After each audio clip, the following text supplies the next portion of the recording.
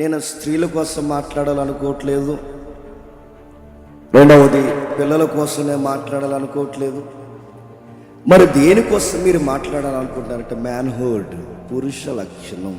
నువ్వు ఇంట్లోకి వచ్చేసరికి నీ పిల్లలు నవ్వరు, నీ ఇంట్లోకి వచ్చేసరికి నీ భార్య నవ్వదు, నువ్వు ఇంట్లో వచ్చేసరికి నీ తల్లిదండ్రులు నవ్వట్లేదు, నువ్వు ఇంట్లోకి వచ్చేసరికి అంత నిశ్శబ్దం అయిపోతుంది. నీకేమనిపిస్తుంది అసలు ఒక పురుషుడిగా?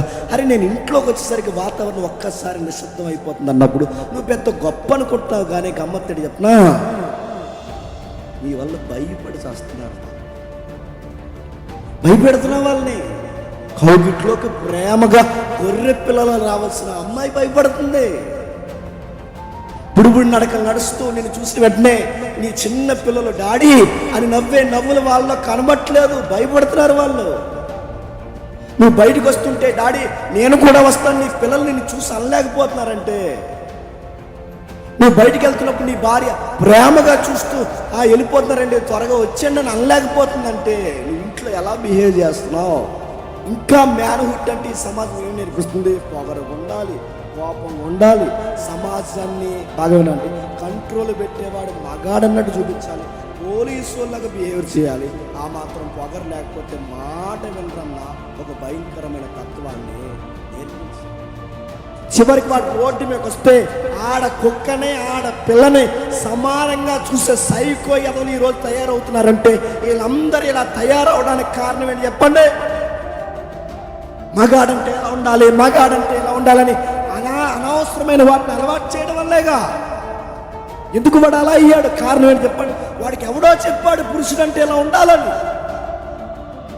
నడుతున్నాను, నీ ఇంట్లో చూసి నీ వదిని చూసినట్టు చూడలేకపోతున్నావు, నీ ఇంట్లో చూసి నీ చెల్లిని చూసినట్టు చూడలేకపోతున్నావు, నీ ఇంట్లోనే నీ మనుషులు చూసినట్టు చూడలేకపోతున్నావు. నువ్వు బయటికి వెళ్తే ప్రతి ఒక్క నా పైనుంచి కింద వరకు ఆ పిల్లల్ని నీకు ఎలా చూడాలనిపిస్తుంది?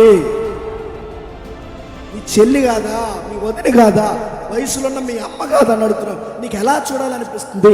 నీకు పురుషుడు అనగానే ఆడపిల్ల రోడ్డు మీద కామెంట్లు చేసుకోవడం పురుషుడు అనుకుంటున్నావా?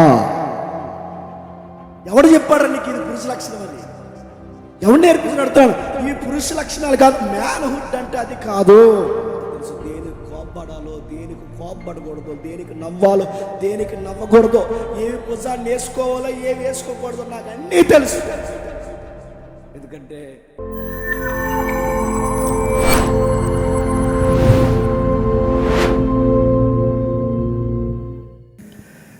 ప్రేమగల తండ్రి, కృపగల దేవ, మరికొన్ని విలువైన సంగతులు తండ్రి మా నోట కూడా వినిపించండి. మీ కుమార్తె నోట క్రైస్తవ మాదిరికరమైన జీవితం ఎలా కేంద్రీకృతమై ఉండాలో అమూల్యమైన సత్యాలు, లేఖనాలు ఎత్తి తన నోట మీరు వినిపించారు. చక్కటి కీర్తనల ద్వారా, వీడియోస్ ద్వారా తను మీ ప్రజలను మీరు పురుగొలుగుతున్నారు. ఈ మాటల ద్వారా, మీ వాక్యము ద్వారా తండ్రి మరొక్కసారి మా ఆత్మలను తెప్పరలు చేస్తారని ఎదురు చూస్తున్నాం దేవా. ఎలా చెబితే కొన్ని సంగతులు పురుషులకి ముఖాముఖిగా అర్థమవుతాయో వారి లక్షణాల గురించి మాట్లాడే ప్రయత్నం చేస్తుండగా మాతో, మా అందరితో మీరు ఉండండి. ఎలాంటి వ్యక్తిత్వాన్ని తండ్రి మేము అలవరించుకోవాలో మాకు నేర్పించండి.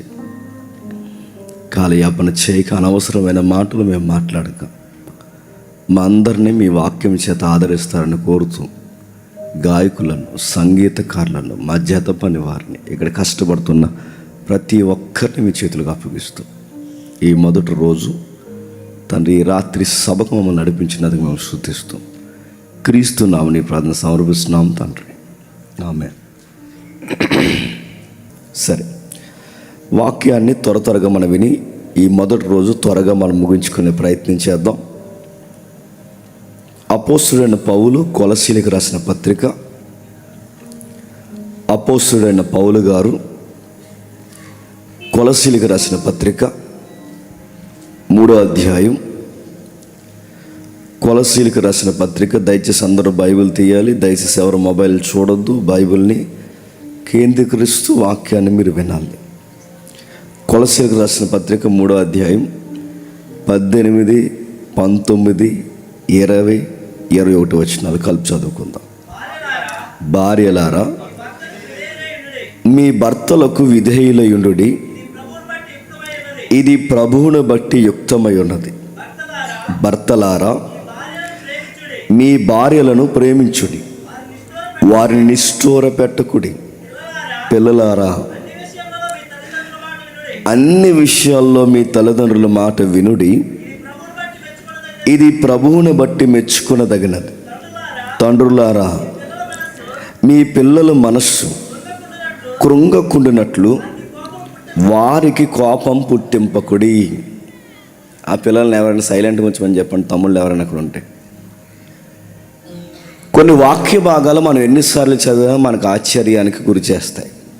కొన్ని వాక్య భాగాలు మనం ఎన్నిసార్లు చదువుకున్నా ముఖాముఖిగా మన వ్యక్తిత్వాన్ని ప్రశ్నిస్తాయి. కొన్ని వాక్య భాగాలు ఎన్నిసార్లు మనం కదిపినా దేవుడు మరలా నూతనంగా మనతో మాట్లాడే ప్రయత్నం చేస్తాడు. అలాంటి సందర్భాల్లో ఈ సందర్భం ఒకటి. మీరు దయచేసి పొరపాటు పడకండి. ఇప్పుడు నేను ప్రకటన గ్రంథం చెప్పట్లేదు. పగటి వేళ ప్రకటన గ్రంథం, రాత్రి వేళ మనందరికీ అవసరమైన మరికొన్ని ఆత్మీయ, కుటుంబ, నేపథ్య, భౌతిక విషయాలు గుర్చిన వర్తమానాలు.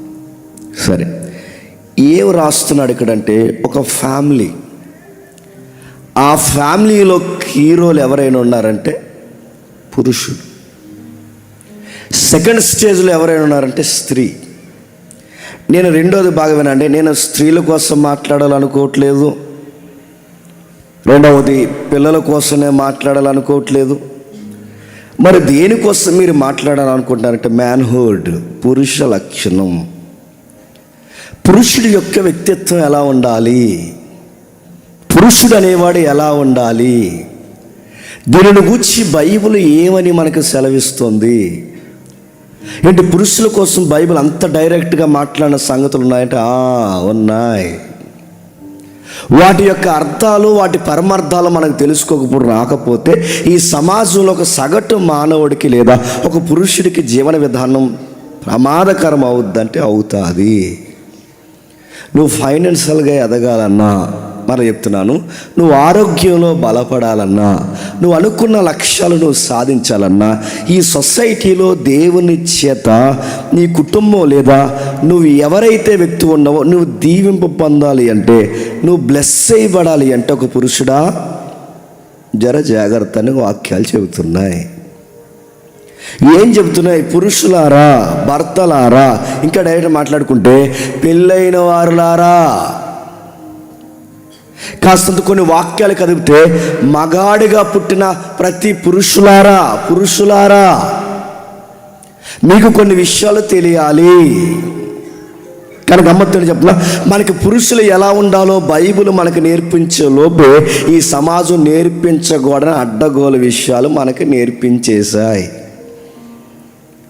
ఈ లెసన్ ప్రిపేర్ అవుతున్నప్పుడు నేను కూడా కనబడ్డా. ఈ వర్తమానం ప్రిపేర్ అవుతున్నప్పుడు అప్పుడే వద్దులే, తర్వాత చెప్దాం అనుకుని ఈరోజు నిజానికి కాలము సంపూర్ణమైనప్పుడు తన కుమారుడిని దేవుడు ఎందుకు పంపాడన్న ఒక హిస్టారికల్ లైన్ నేను ఎత్తుకుందాం అనుకున్నాను. కానీ సహోదరుల సలహా మేరకు పబ్లిక్ వచ్చిన తర్వాత లెసన్ చెప్తే ప్రస్తుతానికి మనకు కావాల్సిన ఒక ఈ టాపిక్ చెప్పమన్నానికి నేను ఇందులోకి దిగాను. కానీ ఎందుకో ఇది ప్రిపేర్ అవుతుంటే నన్ను నేను చూసుకున్నట్టు అనిపించింది. కొంచెం ఏముంది అందులో అంటే బాగా వినండి, దీనికోసం ఆలోచించాలా. పురుషుల యొక్క లక్షణాల కోసం. పురుషులకి ఎమోషన్స్ ఉంటాయి. ఈరోజు కేవలం పురుషుల కోసమే. పురుషులకి ఎమోషన్స్ ఉంటాయంటే ఉంటాయి. వాళ్ళ ఎమోషన్స్ ఎలా ఉంటుందో తెలిసిన, అప్పుడప్పుడు వాళ్ళు గట్టిగా అరుస్తారు. ఇంట్లో నువ్వు అరుస్తావు లేదో నాకు తెలియదు, కానీ చెప్పండి, నేను అరుస్తా. అప్పుడప్పుడు గట్టిగా అరుస్తారు. కొంతమంది పురుషులు ఎదురుగా కనబడిన వస్తువుల్ని చెప్పండి తన్నుతారు. టీవీ అయితే టీవీని పగల కొడతారు. అక్కడ ఏ వస్తువు ఉంటే వస్తుంది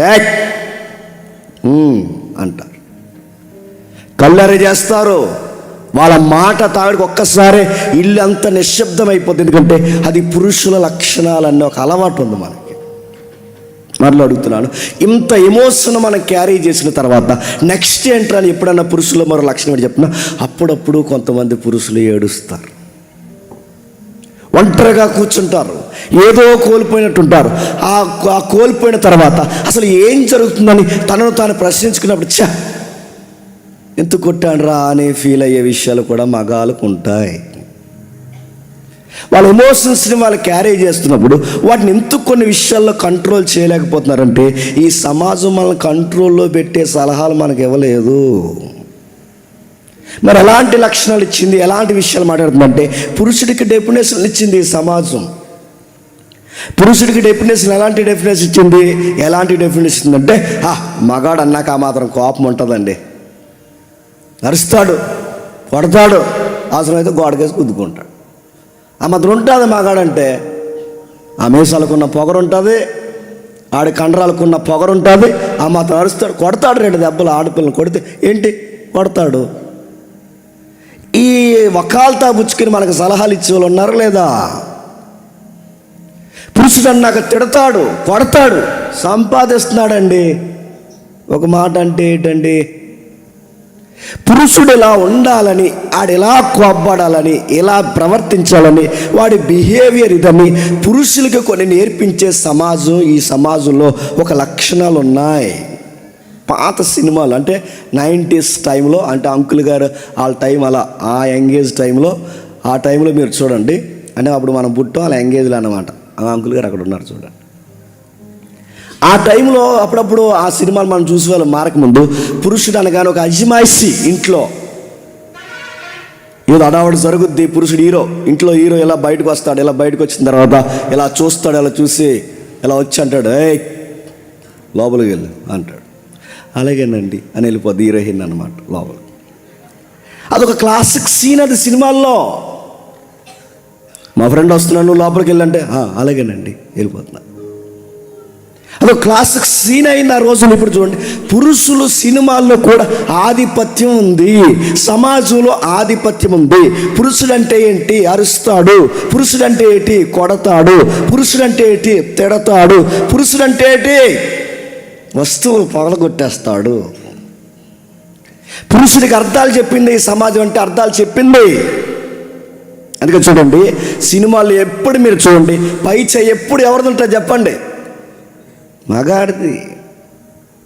పురుషుడికి అంత పెద్దపేట ఇలానే ఉండాలని పాత సినిమాలు మొదలుకొని, పాత రచనలు మొదలుకొని జనరేషన్ అంతా అలా ఉండాలనగానే. అందుకే చూడండి, ఆ రోజుల్లో ఇంటి వెళ్ళాలనగానే మౌనంగా ఉండాలి, ఇంటి మగాడు అనగానే బాగా అరాలి, ఆడు కనుసైగుతో అనగానే లోపలికి వెళ్ళిపోవాలి.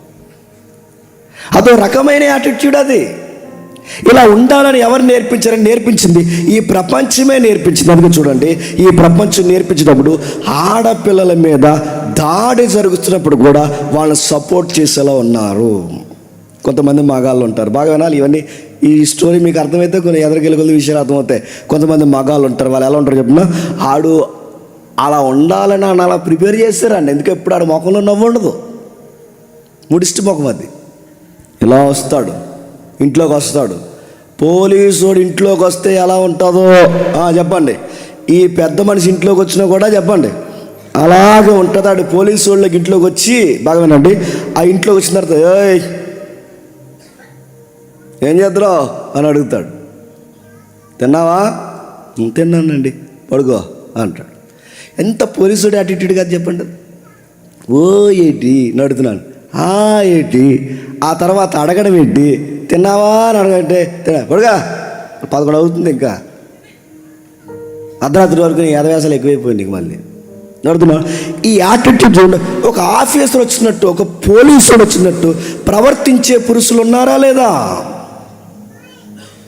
ఏమాత్రం మీరు చూడండి, ప్రేమ లేకుండా, అనురాగం లేకుండా, మీరు ఎక్కడ మీరు చూడండి, మేకపోతు గాంభీర్యాన్ని చూపిస్తూ, వాళ్ళ ముఖం మీద నవ్వు లేకుండా, కనీసం ఒక ముద్దుగా మాట్లాడే మాట కూడా లేకుండా, ఇలా ఉంటేనే మాట వింటారన్నట్టు అలవాటు చేసుకున్న వాళ్ళు ఉన్నారా లేదు చెప్పండి.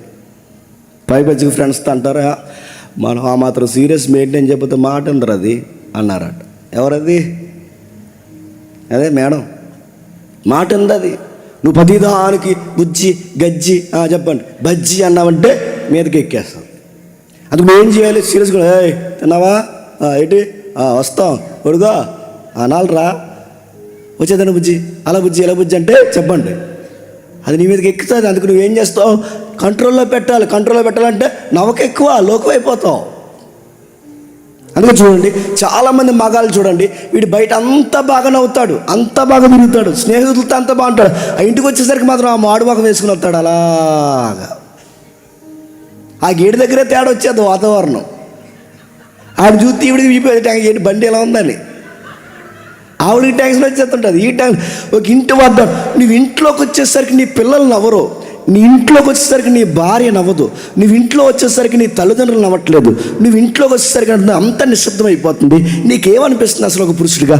అరే నేను ఇంట్లోకి వచ్చేసరికి వాతావరణం ఒక్కసారి నిశ్శబ్దం అయిపోతుంది అన్నప్పుడు నువ్వు పెద్ద గొప్ప అనుకుంటున్నావు. కానీ గమ్మత్తడి చెప్పనా, నీ వల్ల భయపడి చేస్తున్నారు వాళ్ళు, భయపెడుతున్నావు వాళ్ళని. కౌగిట్లోకి ప్రేమగా గొర్రె పిల్లలు రావాల్సిన అమ్మాయి భయపడుతుంది. బుడిబుడి నడకలు నడుస్తూ నిన్ను చూసిన వెంటనే నీ చిన్న పిల్లలు డాడీ అని నవ్వే నవ్వులు వాళ్ళలో కనబట్లేదు, భయపడుతున్నారు వాళ్ళు. నువ్వు బయటకు వస్తుంటే డాడీ నేను కూడా వస్తాను, నీ పిల్లలు నిన్ను చూసి అనలేకపోతున్నారంటే. నువ్వు బయటికి వెళ్తున్నప్పుడు నీ భార్య ప్రేమగా చూస్తూ వెళ్ళిపోతున్నారండి త్వరగా వచ్చండి అని అనలేకపోతుందంటే నువ్వు ఇంట్లో ఎలా బిహేవ్ చేస్తున్నావు? ఇంట్లో నీ వాతావరణం ఏంటి చెప్పిన, నీకు ఇదే బిహేవియర్ ఉంటే, ఇలాంటి మూడిష్టి వాతావరణం నీకుంటే, నీ ఇంట్లో నీ పిల్లలు నీ భార్య నీ కూర్చొని అనుకునే మాట ఏంటి చెప్పిన, వీడు త్వరగా బయటికి పోతే బాగుండు అనుకుంటున్నారు వాళ్ళు. నీ రెక్కల కష్టం మీద బతుకుతూ నీ నీడ వింటూ వాళ్ళు నీ నవ్వుని కూడా చూడలేకపోతున్నారంటే నువ్వు ఇంట్లో మగాడిగా నువ్వు ఎలా ఉంటున్నావు? అందుకే చూడండి, అలా పొగడ నడుతున్నాను.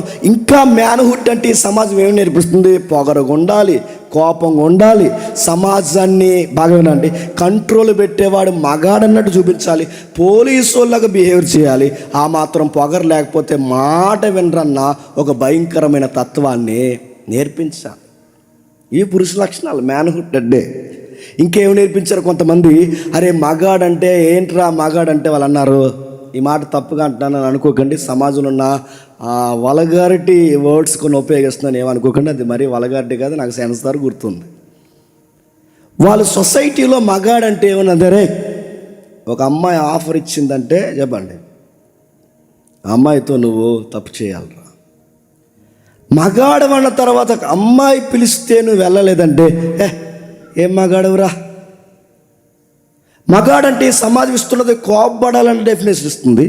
మగాడు అనగానే సమాజం ఇస్తున్న డెఫినేషన్ ఏంటి చెప్పిన, సెక్స్ చేయాలంటుంది, విచ్చలవిడిగా సెక్స్ చేయాలంటుంది. మగాడు అనగానే సమాజం ఇస్తున్న మరొక డెఫినేషన్ చెప్పిన, మగాడికి కాస్తంత చెప్పండి కండ్లు ఉండాలంటుంది. మగాడనగానే సమాజం సంపాదించాలంటుంది. మగాడనగానే కాస్త భార్యని కొట్టాలంటుంది. మగాడనగానే ఇంకేం చెప్తుంది, సినిమాల్లో బయట ప్రతి విషయంలో ఒక మగాడిని ఒక భయంకరమైన మరమనిషిలాగా చూపిస్తుంది. అదే మగతనం అనుకుంటున్నాం. అందుకే చూడండి, సెక్స్ విషయంలో చాలా దారుణంగా మాట్లాడుతూ, శృంగార విషయంలో చాలా దారుణంగా మాట్లాడుతూ, చిన్నప్పటి నుంచే యంగేజ్లోకి వచ్చేసరికి స్నేహితుల దగ్గర నుంచి నేను చెప్తున్నాను, నా వయసులో నేను ఎన్నవే చిన్న వయసు నుంచి యంగేజ్లోకి వచ్చిన దగ్గర నుంచి మన సర్కిల్ చెప్పే మాట చెప్పినా తప్పుగా అన్నాను అనుకోకండి, మీకు మీ సెక్షన్కి అంతా చెప్తున్నాను, తప్పుగా అనుకోకండి. మన చుట్టూ మన ఫ్రెండ్స్ సర్కిల్ చెప్పే మాట ఏంటంటే, నువ్వు కట్టుకోబోయేదాన్ని కానీ నీతో తిరిగేదాన్ని కానీ సెక్షువల్గా తాన్ని ఎంజాయ్లో ముంచేయాలని చెప్తారు. మళ్ళీ ఇంకొకరి వైపు చూడకూడదంటే నీ మగతనం జీవించరా, వచ్చిన ఆఫర్ వదలకరా, ఇలాంటి దరిద్రపు మాటలు చెప్పినప్పుడు చాలామంది మగపిల్లలు చేసే తప్పు చాలామంది ఉండే ఉంటారు, ఒకవేళ లేకపోతే దేవుడికి మహిమ కలుగును కాక. ఆ సెక్షలో ఆ ఎదుటి వ్యక్తిని, అమ్మాయిని లేదా నీ పర్సనాలిటీ ఎవరైతే ఉన్నా ఎదురుగా ఉన్నా ఆ వ్యక్తిని నువ్వు తృప్తిపరచడానికి చాలామంది ఫోర్నోగ్రఫీకి అలవాటు పడ్డారంటే మీరు నమ్మగలరా? అంటే ఎలా చేయాలి, వాళ్ళని ఎలా హ్యాపీగా ఉంచాలి, అందులో భంగిమలేంటి, ఎలా ఉండాలని ఫోర్నోగ్రఫీకి అలవాటు పడిపోయిన వాళ్ళు ఉన్నారు. రెండోది, వయాగ్రా అనే కొన్ని ట్యాబ్లెట్స్ ఉన్నాయి, ఆ భయంకరమైన ట్యాబ్లెట్స్ వాడి గుండెపోట్లు తెచ్చుకున్న చాలామంది పురుషులు ఉన్నారు. ఎలా ఉండాలంటే ఒక జంతువులాగా సెక్స్ చేస్తేనే నా లైఫ్ పార్ట్నర్ లేదా నా లవర్ని లేదా నాతో ఉండాలనుకున్న అమ్మాయిని నేను ఎలా ఉంటేనే నన్ను మగాడుగా అర్థం చేసుకుంటుంది, లేకపోతే నన్ను మగాడు అనుకోదు అనుకున్నప్పుడు ఇలాంటి పిచ్చి మాటలు సలహాలు ఇచ్చేసరికి బ్లూ ఫిల్మ్లు చూస్తున్నారు, ఫోర్న్ వీడియోలు చూస్తున్నారు, రాంగ్ వెబ్సైట్స్కి వెళ్తున్నారు, మెడిసిన్స్ వాడుతున్నారు, కొకైన్లు ఎక్కించుకుంటున్నారు. దీని దెబ్బకి వాళ్ళు ఏమవుతున్నారంటే ఆరోగ్యాలు అట్టుడికిపోతున్నాయి, సంతానోత్పత్తి తగ్గిపోతుంది, ఎముకలు గొల్లైపోతున్నాయి. వాడు చేయాల్సిన సహసిద్ధమైన లక్షణాన్ని వాడు భయంకరమైన దానికి ఉపయోగిస్తే సుఖవ్యాధులు వచ్చి చస్తున్నారు ఈరోజు చాలామంది యంగ్స్టర్స్కి హెచ్ఐవి ఉందంటే మీరు నమ్మగలరా? చాలామంది యంగ్స్టర్స్కి ఎయిడ్స్ ఉందంటే మీరు నమ్మగలరా? చాలామంది ఇండస్ట్రీలో కొంతమంది పేర్లు చెప్పకూడదు, లైవ్ వెళ్తుంది, పెద్ద పెద్ద హీరోలకి పెద్ద పెద్ద హీరోయిన్లు కూడా సుఖవ్యాధులతో బాధపడుతున్న వాళ్ళు ఉన్నారు, ఆల్రెడీ కాలం చేసేసిన వాళ్ళు ఉన్నారంటే మీరు నమ్మగలరా? ఎందుకు ఇలా బలి అయిపోతున్నారంటే ఆ సమాజం చెప్తుంది ఏమని, నువ్వు పురుషుడురా, నువ్వు ఇలా శృంగారం చెయ్యాలరా, ఇది చేయకపోతే నేను చేతగానోడు అనుకుంటారా, దాని కొరకు నువ్వు ఏదో ఒకటి చేయాలనగానే భార్యతో కూడా మాట్లాడటం ఏమనుకోకండి, భార్యతో కూడా బ్లూ ఫిల్మ్లో చూసిన ఆ భంగిములను ప్రయోగాలు చేసే పనికి మాలిన సన్నాసిగాళ్ళు ఉన్నారంటే మీరు నమ్మగలరా? ఉన్నారు సన్నాసి యాదవులు. అరే నువ్వెక్కడో దిక్కుమాలిన చిత్రాలు చూసి ఆ ప్రయోగాలు ఈ ఆడపిల్ల మీద చేస్తే మనిషి అనుకుంటున్నావా, లేకపోతే మృగం అనుకుంటున్నావా, మనుషు అనుకుంటున్నావా, జంతువు అనుకుంటున్నావా? నీ భార్యది, నీ భార్య మీద ప్రయోగాలేంటి?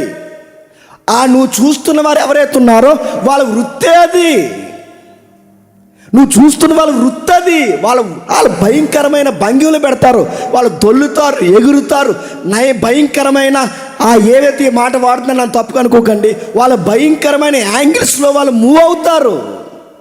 ఆ ప్రయోగాలు ఈ పిల్ల మీద చేస్తే ఎలా? అసలు నువ్వు మనిషివేనంటే నీకు ఇలాంటి రాంగ్ యాటిట్యూడ్, ఈ డెవిల్ యాటిట్యూడ్ నీకు ఎవరు నేర్పించారంటే నీ సన్నాసి వాళ్ళందరూ నేర్పించారు నీ చుట్టూ. అమ్మాయి అంటే ఈ భంగిమలు ఉండాలి, అమ్మాయి అంటే ఈ యాంగిల్స్ ఉండాలి, అమ్మాయి అంటే ఈ మాట్లాడినాను తప్పుగా అనుకోకండి, ఇదిగో ఈ ఆకారంలో ఇలా ఉండాలి, వెయిట్ ఇలా ఉండాలి, వైట్ ఇలా ఉండాలి. నీకు ఎవడరా చెప్పింది ఇవన్నీ అంటే నీ సన్నాసి వాళ్ళందరూ చెప్పారు నీకు. నేను అడుగుతా, నీ చుట్టూ ఉన్న నీ ఫ్రెండ్స్ ఒక్క ఎదవ దగ్గర రీల్స్ ఓపెన్ చేస్తే ఆ రీల్స్ హిస్టరీ అంతా ఏంటి? చెత్త ఉంటారు ఆ రీల్స్ అంతా. యూట్యూబ్కి కానీ నేను అడుగుతాను, యూట్యూబ్కి కానీ ఇన్స్టాకి కానీ ఫేస్బుక్ కానీ ఉండే లక్షణం చెప్పిన, నువ్వు ఏ చెత్త అయితే ఎక్కువ చూస్తావో ఆ చెత్తే డిస్ప్లే వస్తుంది, గుర్తుపెట్టుకో. ఎవరైనా చూడండి, వాడు ఫోన్ చేసి యూట్యూబ్లో ఏమి వస్తున్నాయో చూడండి, దేవుడి పాటలు రావు ఎదవకి ఏమొస్తుంది చెప్పండి, ఆ షార్ట్లు కానీ ఇవన్నీ అడుగుతున్నాను. ఏం చూస్తున్నావు? ఇలాంటి ఎదవలు నీకు సలహా ఇవ్వడం ఏమని, నీ మగతనం నిరూపించుకోరా, నీ మగతనం నిరూపించుకోరంటే ఈ మగతనం నిరూపించుకునే ప్రయత్నం ఏ మగతనం? ప్రయోగాలు చేసి చంపేస్తావా పిల్లల్ని? నీ మగతనం నిరూపించుకోవడానికి నీ భార్య మీద ప్రయోగాలు చేస్తే ఆ పిల్ల కాపురం చేయలేక అమ్మా నాన్న దగ్గరికి పరిగెడితే వీడు మళ్ళీ ఈ పోటీగాడి పెద్దల సభలో అన్నాడట, ఆ రచ్చబండ్లో తగువ పెడతా అన్నాడట, మీ అమ్మాయి నా దగ్గర పడుకోవట్లేదండి అన్నాడు. ఎంత సిగ్గులేని ఎదవనాలండి. నలుగురు ఉన్నప్పుడు మీ అమ్మాయి నా దగ్గర పడుకోవట్లేదు అన్నావంటే నువ్వు పడుకోవడం వచ్చా అని అడుగుతున్నాను. నీకు మృగానివి, నువ్వు జంతువు, నువ్వు పనికి మాలిన ఎదల ఫోర్న్ సైట్లు ఉంటే, ఆ బ్లూ ఫిల్మ్ సైట్లు ఉంటే, ఆ రాంగ్ యాటిట్యూడ్ నీ పిల్ల మీద చూపిస్తున్నా. ఎవడు చెప్పాడు నీకు మగతనం అంటే ఇదని? నేను ప్రేమగా నీ భార్య ముద్దెట్టడానికి భయపడుతుందంటే నీకు సెక్స్ చేయడం వచ్చా? నడుతున్నాను మగాడు, నిన్ను అడుగుతున్నాను, మగాడు అని ఏ మేసాలు గడ్డాలు చూసి మురిసిపోతున్నావో, నీ భార్య నీ కౌగిట్లోకి ఆనందంగా రాలేకపోతే నీకు సెక్స్ అంటే ఏం తెలుసు? బైబిల్ చెప్తుంది ఒక హెల్దీ సెక్స్ ఉంది బైబిల్లో. పానుపు నిష్కల్మషంగా, పానుపు ఆరోగ్యకరంగా, దేవుని దృష్టికి మానవుల దృష్టికి ఒక సమాధానకరమైన సంతాన ఉత్పత్తిలో సెక్స్ ఉండాలని బైబిల్ డెఫినేషన్లు ఉన్నాయన్న సంగతి నీకు తెలుసా? పురుషుడి గురించి బైబిల్ ఎద్దేవ చేసింది, మాట్లాడింది. ఎవడైనా చెప్తున్నాను, నీ సర్కిల్లో, నీ కాలేజీలో, నీ ఉద్యోగంలో, ఈ సమాజంలో పురుషులారా ఎవరైతే ఉన్నారో, నిన్నే ఓ మనిషి, ఒక పురుషుడా, ఏమే నీకే చెప్తున్నాను, ఎవడైనా ఇలాంటి సలహాలు నీకు ఇస్తే నేను మళ్ళీ చెప్తున్నాను, అది రైట్ డెఫినేషన్ కాదు. మగాడంటే శృంగారంలో ఆరితేలిపోవాలని ఎవడని చెప్తే నమ్మకండి. ఇలాంటి బోర్డు సలహాలన్నీ పాటించి సెక్స్లో నాలెడ్జ్ నేర్చుకోవాలని పనికి మళ్ళీ సైట్లలో నాలెడ్జ్ పెంచుకొని చివరికి వాడు రోడ్డు మీదకి వస్తే ఆడ కుక్కనే ఆడ పిల్లని సమానంగా చూసే సైకో ఎదవలు ఈరోజు తయారవుతున్నారంటే వీళ్ళందరూ ఇలా తయారవడానికి కారణం ఏంటి చెప్పండి? మగాడంటే ఎలా ఉండాలి, మగాడంటే ఎలా ఉండాలని అనవసరమైన వాటిని అలవాటు చేయడం వల్లేగా, ఈ బ్లూ ఫిల్మ్ అలవాటు అవడం వల్లేగా. ఇలాంటివి చూసినప్పుడు వాడి బాడీ రేగినప్పుడు, వాడు పరిపక్వత దశలో ఉన్నప్పుడు ఇలాంటి విషయాలు చూస్తే వాడికి రోడ్డు మీద ఆడ కుక్క ఆడ పిల్ల ఒకేలా కనబడుతుంది వాడికి. ఎందుకు వాడు అలా అయ్యాడు? కారణం ఏంటి చెప్పండి? వాడికి ఎవడో చెప్పాడు పురుషుడు అంటే ఎలా ఉండాలని. నడుతున్నావు, నీ ఇంట్లో చూసి నీ వదిని చూసినట్టు చూడలేకపోతున్నావు, నీ ఇంట్లో చూసి నీ చెల్లిని చూసినట్టు చూడలేకపోతున్నావు, నీ ఇంట్లోనే నీ మనుషులను చూసినట్టు చూడలేకపోతున్నావు. నువ్వు బయటికి వెళ్తారే ప్రతి ఒక్క నా పైనుంచి కింద వరకు ఆ పిల్లల్ని నీకు ఎలా చూడాలనిపిస్తుంది? నీ చెల్లి కాదా, మీ వదిన కాదా, వయసులో ఉన్న మీ అమ్మ కాదా నడుతున్నావు, నీకు ఎలా చూడాలనిపిస్తుంది? నీకు పురుషుడు అనగానే ఆడపిల్ల రోడ్డు మీద కామెంట్లు చేసుకోవడమే పురుషుడు అనుకుంటున్నావా? బస్సులు వెనకాల తిరగడం పురుష లక్షణం అనుకుంటున్నావా? బస్ స్టాండ్లో పై బట్టలు నిప్పేసి నిలబడడం పురుష లక్షణం అనుకుంటున్నావా? కండలు జీవించుకోవడం పురుష లక్షణం అనుకుంటున్నావా? ఎవడు చెప్పాడు నీకు ఇది పురుష లక్షణం అని? ఎవరు నేర్పించి నడుతున్నాను? ఇవి పురుష లక్షణాలు కాదు, మ్యాన్హుడ్ అంటే అది కాదు. నాకు తెలిసిన ఫ్రెండ్స్ సర్కిల్ ఉంది, బాగా వినండి. కండలు పెంచడమే మగతనం అంటారు, తెగ పెంచేస్తుంటారు అవి ఇవి తాగి. ఇక్కడ ఒక ఇంజక్షన్, ఇక్కడ ఒక ఇంజక్షన్, ఇక్కడ ఒక ఇంజక్షన్. నేను చెప్తున్నాను, ఇలా ఇంజక్షన్ చేసుకున్న మా జిమ్లో ఉన్న గురువులు హార్ట్ అటాక్ వచ్చి చచ్చిపోయిన మళ్ళీ చెప్తున్నాను. చాలామందికి ఈ మధ్య బాడీలు పిచ్చి వచ్చింది, బాడీలు పిచ్చి నడుతున్నాను. నీకు నిజంగా బాడీ పెరగాలంటే రా, పొలం పనికి రా, అన్నీ దిగిపోతాయి, నీకు రా. పోనీ జిమ్కి వెళ్ళి అడుగుతున్నాను, నీ జిమ్ పేరు మీద నాకు తెలిసిన సర్కిల్ చెప్తాను. నేను జిమ్లో పడివచ్చున్నాను, నాకు తెలిసిన సర్కిల్లో చెప్తున్నాను. ఈ జిమ్లకి అలవాటు పడిన కండలు ఉండాలి మంచిదే, ఫిట్నెస్ ఉండాలి మంచిదే, మగాడన్నాడక ఆడి యొక్క బలం ఆడి అలంకారం మంచిదే. కానీ ఈ ఫిట్నెస్ మీద ఫోకస్ పెట్టి చదువులు ఎగ్గొట్టిన సన్నాసేదలు ఉన్నారులే చెప్పండి. ఇప్పటికీ నా టైం లైన్లో నుంచి అప్పటి నుండి ఎప్పటికీ జిమ్ములు చేసి చేసి చేసి ఆ కండలు పెంచి పెంచి పెంచి ఉద్యోగం రాక, చదువులు రాక, టాలెంట్ రాక ఈ కండలు పెంచి మీరు దేనికి పనికొస్తారా అంటే బాడీ గార్డులకి సెక్యూరిటీ తప్ప దేనికి పనికిరారు. దానికేగా నడుతున్నాను. నీ కండలు దేనికి? రూపాయి ఉపయోగం లేని కండది. నీ ఎముకల బలం దేనికి? నీ ఇంటికి పోసన ఇవ్వగలదా? గుప్పడి మెతుకులు పెట్టగలదా? ఇలా చూసుకుని అద్దం ముందు ఈ మధ్యన నిలబడిపోయి ఇలా చూసుకుని ఇలా నడుతా ఏడ్రి వాసిపోయినాయా? నువ్వు చూసుకో, మాకేదో చెబుతున్నావు మళ్ళీ. ఇలా చూసుకుని నడుతాం, ఇలా చూసుకుని ఇలా మురిసిపోయి వయసు అయిపోయింది జిమ్ముల్లో చాలామందికి. నాకు తెలిసి నా సర్కిల్ నేను చెప్తున్నాను, ఈ జిమ్ముల పిచ్చి బట్టి చదువులు పోయిన వాళ్ళు ఉన్నారు, ఈ జిమ్ముల పిచ్చి బట్టి నడుతున్నాను భవిష్యత్తు పోయిన వాళ్ళు ఉన్నారు. ఈ జిమ్ములని తిరిగి దేనికి పనికి నాకు ఇప్పుడు కండలు పెంచుకొని ఆటోలు తోలుకుంటున్నారు చాలామంది. ఆటోలు, సెక్యూరిటీ జాబులు చేస్తున్నారు, ఏ పని చేయలేక నడుతున్నాను. కండలు ఉంటే సరిపోద్దా? ఆ కండకు ఫుడ్ ఉండాలిగా నడుతున్నాను. ఆ ఫుడ్ ఎలా వస్తుంది? అద్దం ముందు నిలబడి ఎలా అంటే వస్తుందా? ఎలా అంటే వస్తుంది? పురుషుడు అనగానే నడుతున్నాను, పురుషుడు అనగానే ఫిట్నెస్ అనుకుంటున్నారు, పురుషుడు అనగానే ఇదిగో సెక్స్ అనుకుంటున్నారు, పురుషుడు అనగానే కోపం అనుకుంటున్నారు. అలా కాదురా ఇలా ఉండాలిరా, అలా కాదురా ఇలా ఉండాలిరా అంటే పురుషుల్లో ఉండే మరొక రాంగ్ యాటిట్యూడ్ అని చెప్పిన, నా ఇష్టం నేను ఎలా ఉంటా. ఇది ఒక డైలాగ్ అయిపోయిందిగా, నా ఇష్టం చెప్పండి, నేను ఇలాగే ఉంటా, నేను ఎవడు చెప్పింది వినను, మళ్ళీ దైద్యం మాట చెప్పిన ఆడి మాట ఆడేయండి అంట. పిచ్చెక్కి నీకు జాయిన్ చేయాలి ఇంక త్వరలోనే. ఎవడో చెప్పాడు ఈ పాసి డైలాగులన్నీ, ఎవడో చెప్పాడు నీకు డైలాగులన్నీ, ఎవడో నేర్పిస్తున్నాడు అడుగుతున్నాను. అసలు నీ సర్కిలే రాంగ్ సర్కిల్ అది. అలాంటి సర్కిల్లో తిరుగుతున్నాను. అందుకే పురుషుడు అనగానే ఈ మాట ఉండాలి, పురుషుడు అనగానే కోపం ఉండాలి, పురుషుడు అనగానే కొట్టాలి, పురుషుడు అనగానే కంచాలు ఇసిరేయాలి, పురుషుడు అనగానే వస్తువులు పగలగొట్టేయాలి, పురుషుడు అనగానే కోపపడాలి. ఇలాంటి లైఫ్ స్టైల్ అలవాటు చేసుకున్నారు. దీనికి ఆపోజిట్ ఏంటి చెప్పనా? పురుషుడు కదా ఎమోషన్స్ ఉంటాయి, కొన్ని బాధలు ఉంటాయి, భావోద్వేగాలు, అవి మనం బయటికి చూపించకూడదంట. అందుకే మగాలంట చెప్పండి ఏడవకూడదంట, ఆడోలే ఆడాలంట. మరి మేము ఏడిపోతే ఏం చేయాలట? జస్ట్ 5 minutes లోపల పోవా? ఏం చేయాలి? నడుతున్నారు. మనం ఏడకూడదంట, మనకి ఏడిపోతే ఏడకూడదంట, బాధ అయితే బాధ కూడదంట. ఇలా జేబులో జైలు పెట్టుకుని పంట కింద ఇలా బాధ అనాలంట. చచ్చిపోవాలని ఊపిరి పీకించుకుని అడుగుతున్నా. ఎవరు నేర్పించండి? ఏడొద్దంటారు, నవ్వొద్దంటారు, చెప్తున్నాను. ఎక్కువగా ఉండొద్దంటారు, కోప్పడమంటారు, అజిమైసి చేయమంటున్నారు.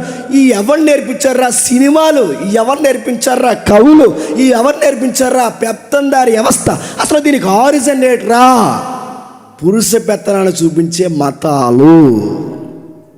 అక్కడి నుంచి సొసైటీ కొలాప్స్ అయింది. పురుషుడే పైన ఈ పురుషుల లక్షణాలు ఇవన్నీ చూపించి వాళ్ళ పాడైన ప్రవక్తను చూపించారు. నేను అడుగుతున్నాను, మగాళ్ళు ఏడవనిస్తున్నారా? కానీ గమ్మత్తని చెప్పనా, మగాళ్ళలో చెడ్డ గుణాలు ఉన్నాయని ఎంత వాస్తవమో, మగాళ్ళలో చెప్పుకోలేని బాధాకరమైన సంగతులు ఉన్నాయనో కూడా అంతే వాస్తవం. కొంతమంది మగాళ్ళు చాలా దారుణంగా ఏడుస్తారు. మగాళ్ళు ఏడవచ్చు అంటే నేను అంటాను, ఏడవచ్చు. కొంతమంది మగాళ్ళు ఉంటారు, ఒంటరిగా కూర్చుంటాడు. ఆడు అలా ఒంటరిగా కూర్చున్నప్పుడు ఆడు చూస్తే బాధేస్తుంది. ఎందుకు ఒంటరి కూర్చున్నాడంటే ఆడు బయటికి చెప్పలేడు ఫ్యామిలీ విషయాలు. వాడికి ఒక మెచ్యూరిటీ ఉంది. వాడు ఒంటరి కూర్చుంటాడు, గుండెల్లో చాలా విషయాలు దాచుకుంటాడు. ఆ విషయాలు దాచుకున్నప్పుడు వాడు ఎవరితో పంచుకున్న కుటుంబం పరుగు పోద్ది. వాడు ఎవరికీ చెప్పలేడు. మరి ఏం చేయాలంటే ఆ బాధను తట్టుకోలేక, ఆ పంటి బిగును వాడి బాధను దాచేసుకుని ఎవరికీ చెప్పలేక సూసైడ్ చేసుకుని చచ్చిపోతున్న మగాళ్ళు ఉన్నారంటే మీరు నమ్మగలరా? అటు అమ్మను ఆనంద పెట్టాలో, ఇటు కట్టుకున్న దాన్ని ఆనంద పెట్టాలో, ఇటు తోబుట్టువుల మాట వినాలో, లేదా నా భార్య తాలూకా మాటలు వినాలో, ఇద్దరిని సమానంగా చూడలేక వాళ్ళలో మాట వినక వీళ్ళలో మాట వినక ఉదయం నుంచి సాయంత్రం వరకు గొడ్డులా కష్టపడి ఇంటికి వస్తే ఇంట్లో మనశ్శాంతి లేక ఇసుకుపోయి ఇలాంటి బతికే కన్నా చచ్చిపోతే బాగున్నాను ఒంటరిగా పోయి ఎక్కడో నదుల దగ్గర దూరంగా కూర్చుని ఏడ్చే మగాళ్ళు ఉన్నారంటే మీరు నమ్మగలరా? మగాళ్ళు ఏడుస్తారంటే ఏడుస్తారు. మగాళ్ళు కన్నీళ్ళు దిగమింగుకుంటారంటే దిగమింగుకుంటారు. మగాళ్ళలో చెడ్డాలు ఉన్నారని ఎంత వాస్తవమో, కుటుంబం కొరకు వారి విలువల కొరకు కట్టుబడే వాళ్ళు ఉన్నారంటే ఉన్నారు. వారు ఎవరైతే అన్మెచ్యూర్డ్గా ప్రవర్తించే వాళ్ళను కూడా భరించే పురుషులు ఉన్నారంటే ఉన్నారు. కొన్నిసార్లు వాళ్ళు అలా కంట్రోల్లో ఉంటారు. అవి తట్టుకోలేరు. ఆ తట్టుకోలేని టైంలో వాళ్ళు తీసుకునే నిర్ణయాలు ఏంటంటే తాగేసి తాగుబోతులైనా అయిపోతారు. ఆ బాధను తట్టుకోలేకపోతే సూసైడ్ అయినా చేసుకుంటారు, లేదా మొత్తానికి అన్నీ వదిలేసి హిమాలయాలకు పోతారు. దద్దునుకు పోయింది. లేదా మొత్తానికి చెప్పండి సన్యాసి అయిపోతాడు. ఈ సంవత్సరం నేను ఈదలేకపోతున్నానని, నేను భరించలేకపోతున్నాను. అందుకే ఏంటి ఇవన్నీ అంటే, ఈ పురుషుల్ని అర్థం చేసుకునే మరో పురుషుడు ఉన్నాడంటే ఆడేమాత్రం చేసుకుంటాడు. ఆడు నువ్వు ఒకటే. తాడిపల్లిగూడెంలో పెట్టారంట కొత్తగా సంఘం, భార్య బాధితుల సంఘం. శ్రీకాంత్ అనే దగ్గర ఉంది నెంబరు, అడగండి. సేవ్ చేసుకున్నాడు, మరి ఎందుకో నాకు అర్థమవుతలేదు. ఆయన ఎప్పుడు ఆ నెంబర్ డిలీట్ చేయడు. బాగా భార్య బాధితుల సంఘం. అరే భార్య వల్ల బాధలు ఉంటాయి. ఇంట్లో అమ్మ వల్ల బాధలు ఉంటాయి. అత్త వల్ల బాధలు ఉంటాయి. మామ వల్ల బాధలు ఉంటాయి. తండ్రి వల్ల బాధలు ఉంటాయి. ఇంట్లో పుట్టిన పిల్లల వల్ల బాధలు ఉంటాయి. ఫైనాన్షియల్ ప్రాబ్లమ్స్ ఉంటాయి. చెప్పుకోలేని బాధలు ఉంటాయి. అనారోగ్య సమస్యలు ఉంటాయి. ఇవి ఎవరికి చెప్పుకోలేక వీడు ఏమవుతున్నాడు? దాచిపెట్టుకుంటాడు. ఒకేసారి బ్లోట్లా పేలిపోతాడు. ఆ పేలిపోయిన పేలుడే చచ్చిపోతాడు. తట్టుకోలేకపోతాడు. ఎంత సంపాదిస్తే దేనికండి? నా వెనక్కున్న వాళ్ళే నన్ను అర్థం చేసుకోలేనప్పుడు. ఓ పురుషుడా, నీకే చెప్తున్నాను, నా సహోదరులారా, అన్నలారా, తమ్ముళ్ళారా, నా జత పని వారులారా, మీ అందరికీ నేను సెలవిస్తున్నమాట, నువ్వు ఎంత ఏడాలనుకుంటున్నావు అంత ఏడ్చేయి రాత్రి. నీకే చెప్తున్నానేమే, నీకే చెప్తున్నా అంటున్నాడు బైబిల్లో. నీకే, ఏ పురుషుడా, నీకే నేను చెప్తున్నా. ఎమోషన్స్ని కంట్రోల్ చేయకండి, దాన్ని ఎక్స్పోజ్ చేయండి, కానీ దాన్ని అర్థవంతంగా ఎక్స్పోజ్ చేయండి. ఎంత ఏడవాలో ఏడవండి, ఎంత బాధపడాలో అంత బాధపడండి. ఎందుకంటే బైబిల్ ఇలా అంది, దుఃఖపడువారు చెప్పండి ధన్యులు. మన ఎమోషన్స్ని బట్టి దేవుడు అంటున్నాడు ఇదిగో బ్లెస్డ్ పీపుల్ మీరు. అందులో మనకు ఒక రాయితీ ఉంది, ఏడ్చే వాళ్ళు ధన్యులు అంటే ఏడవండి. ఆ ఏడ్చే దానిలో ధన్యత ఉంది. అది ఎలా ఏడవాలంటే క్రైస్ట్ అంటున్నాడు, నేను ఏడ్చినట్టే ఏడవండి. ఆశ్చర్యం, అద్భుతంగా కనిపించే మాటని చెప్పనా, ఈ భూమి మీద జీసస్ బతికినప్పుడు ఏడ్చాడు. ఈ భూమి మీద క్రైస్తు సంచరించినప్పుడు, యేసుక్రీస్తు ఈ భూమి మీద 33.5 సంవత్సరాలు పలుమార్లు ఏడ్చాడు. ఆయన ఎవరు తెలుసా? ఒక పురుషుడు, స్వకాల పురుషుడు. ఆయన పేరే స్వకాల పురుషుడు. అంటే ఆయన ఈ వ్యాధికి గురయ్యాడు, బాధకు గురయ్యాడు. గెత్సెమనే వనంలో ఆయన బీపీ లెవెల్స్ పెరిగిపోయాయి. ఆయన ఎమోషన్స్ చాలా తీవ్ర స్థాయికి వెళ్ళిపోయాయి. ఎక్కెక్కేడ్చాడు, ఆడపిల్లలా ఏడ్చాడు.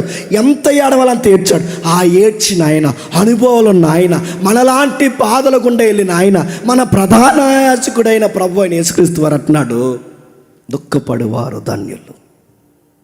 దుఃఖపడేవారు ధన్యులు, వారు వాదార్చబడతారు. ఆయన ఎందుకు అంత పెద్ద మాట అంటున్నాడంటే, ఆ ఎబ్రీ పత్రికలు అంటున్నాడు. ఒక్కసారి చూడండి ఎబ్రీ పత్రిక, త్వరగా ఎబ్రీకి రాసిన పత్రిక 4వ అధ్యాయం.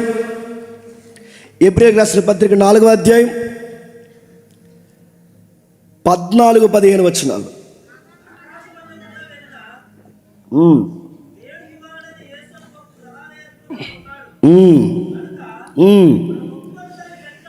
మనం ఒప్పుకొన్న దాన్ని గట్టిగా చేపట్టుతాము. మన ప్రధాన యాజకుడు మన బలహీనతల యందు మనతో సహానుభావం లేనివాడు కాడు, కానీ సమస్త విషయాల్లో మన వలనే శోధింపబడి ఆయన పాపము లేనివాడు. ఇప్పుడు చెప్పండి, ఆయనకి యాంగ్రీ ఉంది, ఆయనకి ఎమోషన్స్ ఉన్నాయి, ఆయనకి క్రైసిస్ ఉంది, ఆయనకి లోన్లీనెస్ ఉంది.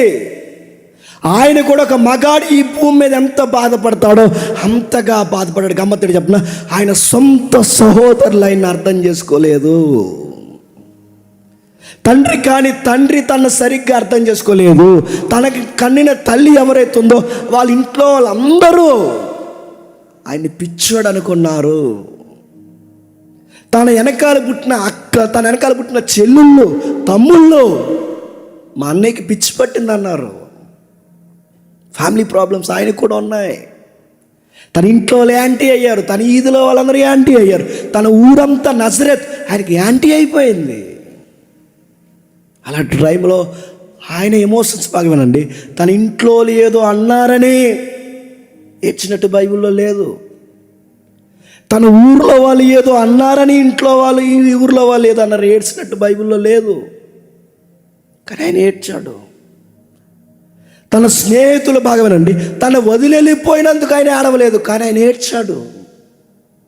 ఆయన ఎందుకు ఏడ్చాడంటే బైబిల్ అంటుంది, తండ్రి చిత్తం కోసం ఏడ్చాడు, దేవుని మహిమ కోసం ఏడ్చాడు, తన తండ్రి చిత్తాన్ని నెరవేర్చడం కోసం ఏడ్చాడు. అందుకే ఏ పురుషులు ఎవరైతే ఉన్నారో, ఓ పురుషుడా నీకు నాకు చెప్తున్నాడు, నువ్వు ఏడు కానీ నీ భార్య కోసం ఏడు, నువ్వు ఏడు నీ స్నేహితుల కోసం ఏడవద్దు, నువ్వు ఏడు, నువ్వు ఎంత ఏడవాలో ఏడు. ఆ ఏడ్చేది దేవుని కోసం ఏడు, నువ్వు ధన్యుడు అవుతావు.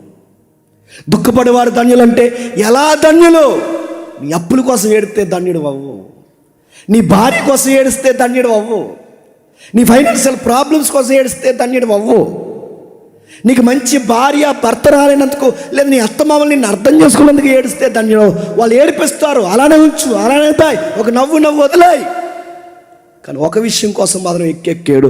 ఆ విషయం తెలుసా, దేవా ఈ బాధల్లో, ఈ కష్టాల్లో, ఈ కన్నీళ్ళలో, ఈ అర్థం చేసుకోలేని ఈ కుటుంబంలో నీ చిత్తాన్ని నేను తుదముట్టుకు నెరవేర్చలేనేమో అని ఏడుస్తున్నాను ప్రభువా అని ఏడు.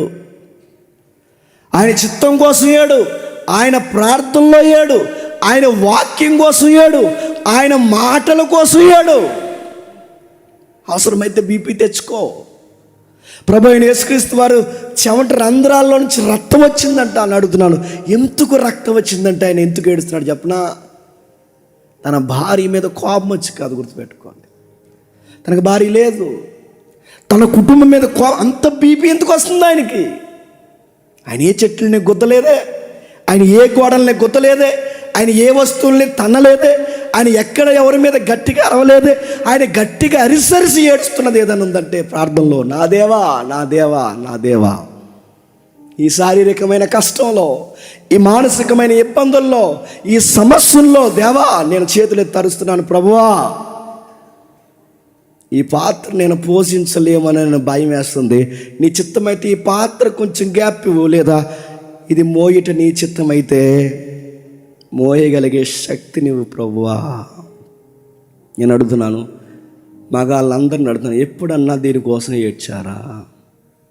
పిల్ల తిట్టింది అని ఏడిసే వాళ్ళు ఉన్నారండి, సన్నాసి గల్ల అందరూ. పోయిడితే ఇలా ఎడుతున్నాడు, ఒకటి ఎలాగ మా ఆవిడ తిట్టేస్తుందండి పూలు పండి, మీ ఆవిడ ఎడుతారా? ఆడు ఎవడో ఫోన్ చేశాడు, ఫోన్ చేసి మొన్న ఇప్పుడు చేశాడు, నా పక్కన ఒకరు చేసినప్పుడు అని మా ఆవిడ ఆవిడ మాట అనబోతే నేనేం చేయను, నేనేం చేయను చెప్పు. ఇదే అడిగాను నేను, మాట అంటలేదని. ఆడాడు ఏడకరా చిరాకు ఉంది, ఆడుగు ఆవిడ మాట అడుగుతున్నా. ఏం చేయమని, ఏం చేస్తావు? ప్రార్థన చేయ ఆవిడ కోసం. ఏం చేస్తావు? వదిలేమని చెప్తావా? బయటపడమని చెప్తావా? మా ఆవిడ మాట పిల్లం కొట్టిందని ఏడ్చాను అడుగుతుంది. దానికి ఆడొచ్చా? మేనహుడ్ అది. పిల్లం తిట్టిందని ఏడొచ్చా? అత్తేదో అందని ఏడొచ్చా? మామేదో అన్నాడని ఏడొచ్చా? అప్పుల కోసం నడుతున్నారు, మగాడి ఇటు కోసం ఏడొచ్చా? చికా కనిపించట్లేదు నడుతున్నాను. వాళ్ళు ఏడ్చే కొద్ది గుర్తుపెట్టుకోండి. విన్నాను, నేను నీ కోసం ఏడను. చెప్పండి, నా దేవుని చిత్తానికి నువ్వు అడ్డొస్తున్నందుకు నీ కోసం కూడా ప్రార్థన చేసి ఏడుస్తానే తప్ప నీ మాటలకు నేను ఏడవను. నువ్వు తెచ్చిన ఫైనాన్స్ ప్రాబ్లమ్స్ నా బుర్రకి పిచ్చెక్కిపోతున్నా ఈ ప్రాబ్లమ్స్ కోసం నేను ఏడను. ఎందుకంటే నా ఏడుపు, నా కన్నీటి బట్టు ఇలువ నాకు తెలుసు. నా దేవుని కోసం తప్ప నేను దేనికోసం ఏడవను. స్వకాల పురుషుడు మనకు నేర్పిస్తున్న మోడల్ ఏంటో తెలుసు, దేవుని కోసం ఏడవండి. ఆయన అనుభవం లేనివాడు కదట, మన ప్రధాన యాజకుడు అనుభవం లేనివాడు కదట. మన వలే సమస్త విషయాలలో శోధింపబడి అనుభవం లేనివాడుగా లేడట, మన వలే అన్ని విషయాల్లో గుర్తుపెట్టుకోండి. అనుభవం ఉన్నవాడు కనుక మనందరికీ చెప్తున్నాడట, మీకు ఏ బాధ ఉన్నా ఆయన అన్నాడు, నన్ను చూడండి, శ్రమలను జయించే శక్తి వస్తుంది మీకు. ఒక ఉదాహరణ చెప్పి నేను త్వరగా ముగిస్తాను. మనం పడుతున్న బాధలకి, ఇబ్బందులకి, సమస్యలకి, దుఃఖానికి, సంతోషం లేని పనులకి, భ్రమపరిచే కొన్ని కార్యాలకి, ఇవన్నీ పురుషుల్లో ఈ సమాధానం లేని ప్రశ్నలతో ఉర్రొతులుకుపోయి జీవితం అయిపోయిందిరా అని కృంగిపోయేవారు ఎవరైనా ఉంటే, ఈ ఫోటో ఎందుకని నాకు దొరకలేదు, యుఎస్ఏలో United States of America Mister Wang evangelist pastor గారు అన్యాయంగా తనకు వయసుకు వచ్చిన కొడుకుని ఒక పనికి మాలినోడు చంపేశాడు. మిస్టర్ వాంగ్ ఆ దైవజన్ యొక్క కొడుకుని చంపేశారు దారుణంగా. వాంగ్ వచ్చారు, పర్మిషన్ తీసుకున్నాడు, ఆఫీసర్ని బతుకులాడుకున్నాడు. ఆ చంపేసినోడికి కోర్టు పనిష్మెంట్ ఇచ్చింది, వాడికి జీవిత ఖైదీ వేశారు. ఆ జీవిత ఖైదీ వేసిన వాడిని పలకరించాలి, నా కొడుకుని చంపునోడు నేను చూడాలనుకుంటున్నాను, దయచేసి నాకు పర్మిషన్ ఇప్పించండి అని అడిగాడు. వాంగ్ లోపలికి వెళ్ళాడు, జైలు లోపలికి. నీకు పెరోల్ మీద బెయిల్ పెట్టించి నేను బయటకు రప్పిస్తాను. కానీ నా కుమారుడు వయసే నీకుంది, నా కుమారుడిని ఎందుకు చంపావని నేను అడగట్లేదు, నా కొడుకుని ఎందుకు అంత చిత్రవద గురి చేసి చంపేశాను నేను అడగట్లేదు. కానీ ఒక మాట నేను అడుగుతున్నాను, నువ్వు ప్రభు అయిన యేసుక్రీస్తు వారిని రక్షకుడిగా అంగీకరిస్తావని అన్నాడంట. ఖైదీగా ఆశ్చర్యం వేసింది, ఏంటి నీ కొడుకుని చంపిన విషయాలు నువ్వు డిస్కషన్ చేయకుండా నువ్వు నమ్మిన దేవుడిని నమ్మమని ఎలా అడుగుతున్నావంటే, మరో మాట కూడా నేను అడుగుతున్నాను, నేను బయటికి రప్పిస్తాను నా కుమారుడా. నాకు ఎలాగో కొడుకు లేడు కనుక, జరిగింది హిస్టరీలో మీరు చదువుకోండి కావాలంటే, నాకు ఎలాగో కొడుకు లేడు కనుక నువ్వు బయటకు వచ్చిన తర్వాత నువ్వే నా కొడుకుగా ఉంటావని అడిగాడంట. ఆ మాటకు సలించిపోయాడు ముద్దాయి.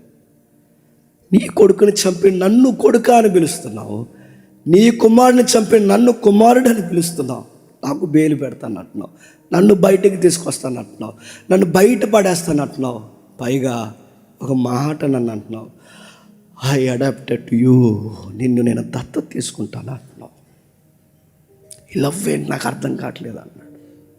అప్పుడు ఆయన అన్నాడు, నీకన్నా ఘోరాతి ఘోరమైన హంతకుడిని నేను, పలుమారు అనేకుల్ని మాటలతో చంపేశాను నేను, నా జీవిత భాగస్వామిని, నా స్నేహితుల్ని పలుమార్లు ఆత్మీయంగా నేను చంపేశాను. ఈ హంతకుడిని ప్రేమించిన ఆ దేవుడు నాకు ప్రేమను చూపించాడు కనుక, మైసాన్ నేను నిన్ను కూడా ప్రేమిస్తున్నాను, నా కొడుగ్గా ఉంటావంటే ఏడ్చి కాలు పట్టుకుని, జీవితంలో ఎంత పెద్ద తప్పు చేస్తే నాకు అర్థమవుతుంది, నేను చచ్చినంతకాలం నేను నీ కొడుగ్గానే బతికేస్తానని కొడుకు అయిపోయాడు ఖైదీ. నేను ఒక విషయం చెప్తాను కదండి, నేను అడుగుతున్నాను, మన ప్రియుల్ని చంపినోడు ఎవడైతే ఉన్నాడో, మనం ఆత్మీయంగా బాహ్యంగా ప్రేమించిన వ్యక్తులు ఎవరైతే ఉన్నారో, అలాంటి వ్యక్తి మన కళ్ళ ముందుకు వచ్చి వాళ్ళని చంపేసిన వాళ్ళు మన ముందుకు వచ్చి, మనల్ని నాశనం చేసిన వాళ్ళు మన ముందుకు వచ్చి, మన కళ్ళ ముందు మన చావును కోరుకున్న వాళ్ళు మన ముందుకు వచ్చినప్పుడు చిరునవ్వుతో వాళ్ళని ఎలా పలకరించాలనే ఆ యాటిట్యూడ్ ఎలా వస్తుంది చెప్పిన, స్వకాల పురుషుడు నీ లైఫ్లో సెంటర్ ఆఫ్ అట్రాక్షన్ అయితే వస్తుంది. ప్రభు అయిన యేసుక్రీస్తు ఎవరైతే ఉన్నాడో, నీ ఎమోషన్స్ ధన్యత కంటే నిన్ను కొట్టిన వాళ్ళని కొట్టకుండా, నిన్ను తిట్టిన వాళ్ళని తిట్టకుండా, నిన్ను బ్లేమ్ చేసిన వాళ్ళు నువ్వు బ్లేమ్ చేయకుండా, నీ శత్రువును కూడా నీ చిరునవ్వుతో నువ్వు ఎప్పుడు పలకరించగలవో చెప్పనా? నీ లైఫ్లో సెంటర్ ఆఫ్ అట్రాక్షన్గా క్రైస్ట్ ఉన్నప్పుడు. వాంగ్ మిస్టర్ వాంగ్, ఇంత లవ్ నువ్వు ఎలా చూపించగలుగుతున్నావంటే ప్రభు అయిన యేసుక్రీస్తు వారిని బట్టి. ఇప్పుడు చెప్పండి, పురుషులు ఎమోషన్స్ తట్టుకోగలరు అంటే తట్టుకోగలరు.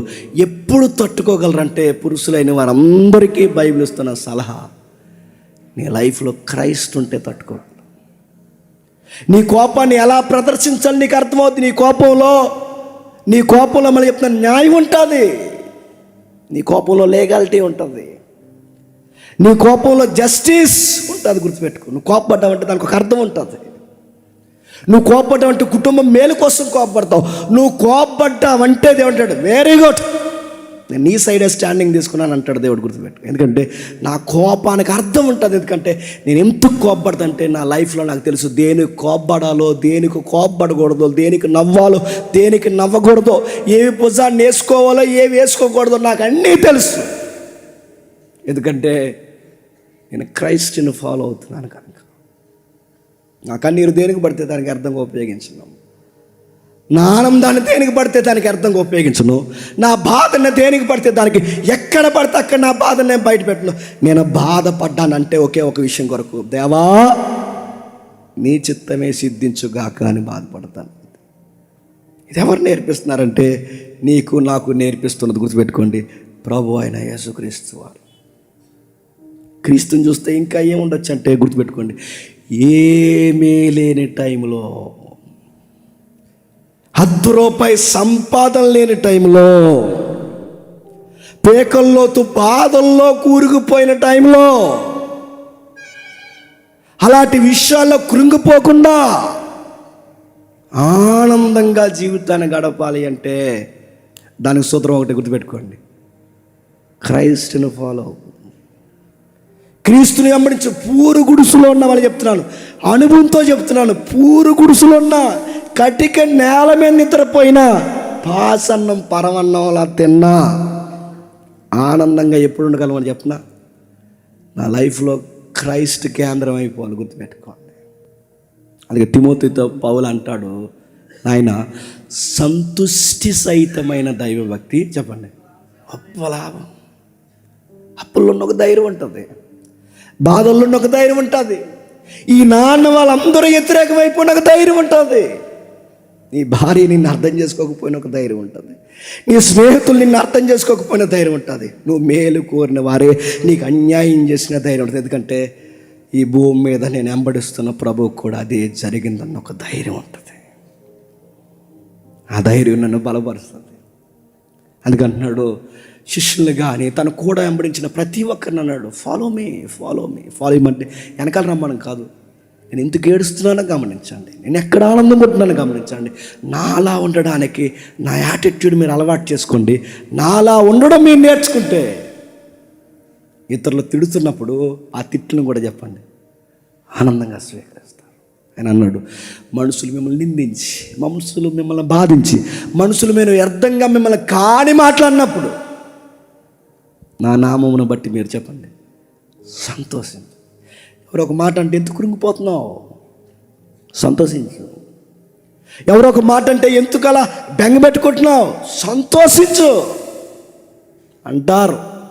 ఇప్పుడు వీళ్ళు కాకపోతే రేపు వాళ్ళు అంటారు, వాళ్ళు కాకపోతే వీళ్ళు అంటారు, వీళ్ళు కాకపోతే వీళ్ళు అంటారు, వీళ్ళు కాకపోతే వీళ్ళు అంటారు, వీళ్ళంతా నాకు తంటాయి కూర్చుంటారు అంటారు. కానీ అనని, నన్ను ఎన్నైనా అనని, కానీ ఒకటి మాత్రం ఫిక్స్ అయ్యా, నన్ను పిలిచిన వాడు నమ్మదగిన వాడు, నన్ను విడవడు ఎడవాయుడు. ఆయన నాతో ఉంటే నాకు ఎన్ని జరిగినా ధైర్యంగా ఉంటా, అప్పుడున్నా ధైర్యంగా ఉంటా, రోగం ఉన్నా ధైర్యంగా ఉంటా. నన్ను అందరూ వదిలేసి ఒంటరిగా పోయినా ఆ చెట్టు కింద కూర్చుని ఒక మగాడిగా బిక్కుమని నా మోకాల్లోకి నా తలకాయ దించుకుని నేను కృంగిపోయి నా గడ్డ కింద చేతులు పెట్టుకుని నేను దిగేలుగా ఉన్నా. నాకు ఎక్కడో తెలియని ధైర్యం ఏంటి చెప్పిన, నా క్రైస్ట్ నాతో ఉన్నాడు. అందుకే ప్రభు అంటున్నాడు, నా నామ నిమిత్తం మిమ్మల్ని అన్నప్పుడు గంతులేయండి, సంతోషించండి. నా కోసం బతుకుతున్నప్పుడు మీకు వ్యతిరేకతలో ప్రారంభం, మీ కుటుంబంలోంచి మీకు వ్యతిరేకతలో ప్రారంభమైనప్పుడు మీరు ఎగిరి గంతేయండి. నేను త్వరలోనే రాబోతున్నాను, వాని క్రియ చొప్పున ప్రతి వానికి ప్రతిదండన చేయబోతున్నాను. నీతియుక్తంగా బ్రతికిన వానికి నీతి కిరీటాలు అనుగ్రహించడానికి త్వరలోనే.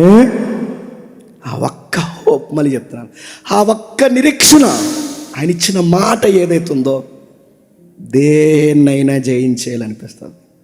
నా బాస్ నన్ను తిట్టినా నాకు బాధ అనిపించదు, నా లైఫ్ పార్ట్నర్ నా కోసమే సెట్గా మాట్లాడినా నాకు బాధ అనిపించదు, నా స్నేహితులు నా మీద కాని మాటలు మాట్లాడినా నాకు బాధ అనిపించదు, నాతో నిద్రపోయి నాతో తిని నాతో ఉండి ఎవరైతే ఉన్నారో నా స్వజనులు నాకు వ్యతిరేకమైపోయి నాకు బాధ అనిపించదు. ఎందుకు చెప్పనా, అందరూ నన్ను విడిచిపోయినా చెప్పండి, దేవా నీవు నన్ను విడిచిపోవు. పురుషుడంటే ఎలా ఉండాలి, సెక్స్ కాదు. పురుషుడంటే ఎలా ఉండాలి, ఫిట్నెస్ కాదు. పురుషుడంటే ఎలా ఉండాలి, ఫైనాన్స్ మాత్రమే కాదు. పురుషుడంటే ఎలా ఉండాలి, పరలోకమందున్న దేవుడు పురుష లక్షణాలతోనే పిలువబడ్డాడు గనక, ఆయన పురుషుడుగానే తనను తాను పరిచయం చేసుకున్నాడు గనక, ఆ దేవుడు భూమి మీదకి వస్తే ఆయన ఎలా ప్రవర్తించాడో అలా ప్రవర్తిస్తేనే వాడు సంపూర్ణమైన పురుషుడు. ఆ పురుషుడు ఎలా ప్రవర్తించాడు చెప్పిన, శత్రువులను కూడా సంతోషంతో పలకరించాడట. ఆ పురుషుడు ఎలా ప్రవర్తించాడు తెలుసా, ఎక్కడ ఏడవాలని తెలిసి ఆయన కోసం మాత్రం ఏడ్చాడట. ఆ పురుషుడు ఎలా ఉన్నాడంటే, ఈ భూమి మీద తలవాల్చుకోవడానికి చోటు లేకపోయినా, ఆయనకి గుప్పెట స్థలం ఆయనకి లేకపోయినా చెప్పండి, నిండుగా బతికేసి వెళ్ళిపోయాడు. ఎవరు చెప్పండి, పురుషులు అనగానే సంపాదించాలంటే సంపాదించాలన్నారా గంజా వ్యాపారం పడి ఎదవా, సంపాదించాలి అలానే అడవులుగా ఎదిగిపోతావా? పురుషుడంటే సంపాదన అయితే ఎలాగోలాగా ఎదిగాలని గంజా వ్యాపారం లేదు దొరికేసిన వాళ్ళు లేరు. పురుషులు అనగానే సెక్స్ అనగానే సుఖవేదలు తెచ్చుకుని చచ్చిన వాళ్ళు లేరు, కుటుంబానికి అంటించిన వాళ్ళు లేరు. పురుషుడు అనగానే కోపాన్ని ప్రదర్శించడమే కుటుంబం అనుకుని ఆవేశంలో భార్యని చంపేసిన వాళ్ళు లేరు. పురుషుడు అనగానే ఇలానే ఉండాలి, వస్తువుల్ని గిరాయి అన్నప్పుడు ఆ గిరేసిన వస్తువులు తగలకూడని చోట పిల్లలు తగిలి చనిపోయిన పిల్లలు లేరు. దాంతో ఈ సమాజం రాంగ్ డెఫినేషన్ చెప్తుంది పురుషులు అంటే. కానీ బైబిల్ చెప్తుంది పురుషుడు అంటే ఎలా చెప్పినా, ఇదిగో ఒక దేవుడు ఒక రోజు ఇలలోకి వచ్చాడు, ఆయన పురుష ఆకారంలోకి వచ్చాడు. ఎలా ఉండాలో పురుషులందరికీ చెప్పండి ఒక రోల్ మోడల్ చూపించాడు. పురుషులారా మీరు అన్ని విషయాల్లో చెప్పండి మీ భార్యని చెప్పండి ప్రేమించండి. అన్ని విషయాల్లో అంటే అన్నీ, ఇంకేటని అడగండి బ్రాకెట్లో, అన్ని విషయాల్లో. ఎన్ని విషయాలు అంటే అన్నీ. నీకు నచ్చని మాట్లాడి చెప్పిన, ఆవిడ నిన్ను అర్థం చేసుకోకపోయినా కూడా నువ్వు ప్రేమించాలి. అప్పుడప్పుడు ఇలా అనే మాటలకి మనకి ఎలా ఉంటుంది చెప్పండి ఓపెన్ అయిపోయింది పర్లేదు. అప్పుడప్పుడు అలానే మాట గుద్దితే మొత్తం 250 ఎముకలు ఇరిగిపోయి అంత కోపం వస్తుంది. కానీ గుద్దాం. అప్పుడు వాళ్ళు ఆ జుట్టు ఇలా పట్టుకొని ఫడా అని 2 గుద్దేలు అనిపిస్తుంది అర్థం. వాళ్ళ మాటలు అలా ఉంటే అప్పుడు ఆ పల్లెరికి మాటలు భరించలేము, మనం ఏమైనా భరిస్తాం. కానీ అలా వెళ్ళిపోతే కుదిరికి వెళ్ళకుండా డైలాగ్ వేస్తుంది మనకి. అక్కడ అలా గొడవ జాగాలనిపిస్తుంది. నేను అడుగుతా, ఆ బింది మీద ఎత్తేయాలంటే ఆ గ్యాస్ స్టవ్లో ఇలా కానీ అనం ఏదో కొట్టినారు, దెబ్బలు కొట్టి మళ్ళీ 2వ దెబ్బ కొట్టలేం. ఎందుకు చెప్పినా నేను క్రైస్తుని ఫాలో అవుతున్నానుగా. ఆవిడనే మాటలకు ఎప్పుడో వదిలేయాలి, అదనే మాటలకు ఎప్పుడో దెబ్బకు చంపేయాలి. కానీ నేనేం అనకుండా వదిలేస్తున్నానంటే గుర్తుపెట్టుకోండి, నేను క్రైస్తుని ఫాలో అవుతున్నాను.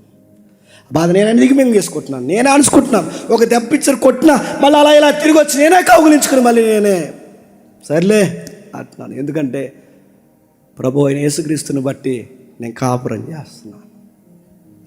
ఇలా చేయగలమంటే చేయగలం.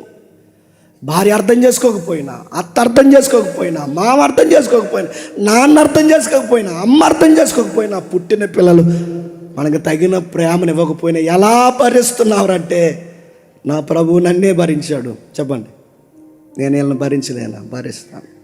నాకు ఓపిక వచ్చింది ఆయన బట్టి, నాకు అర్థం చేసుకొని వచ్చింది ఆయన బట్టి. తన సంఘాన్ని భరించిన ఆయన నా సంసారాన్ని కూడా చెప్పండి భరిస్తాను.